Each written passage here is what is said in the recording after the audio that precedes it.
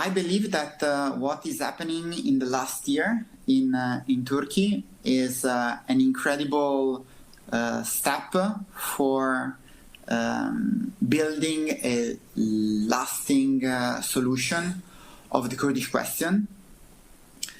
However, the necessary step has not yet been done.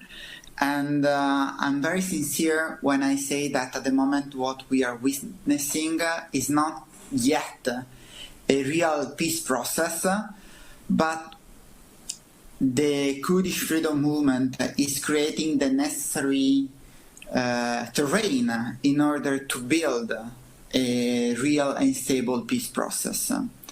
Let me explain.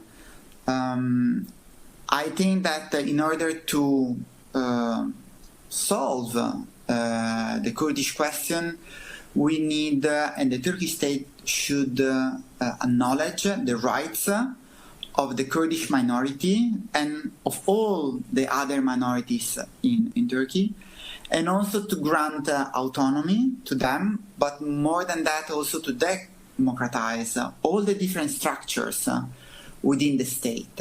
One of the key political leaders that can be recognized as a counterpart in this peace process is Abdullah Öcalan.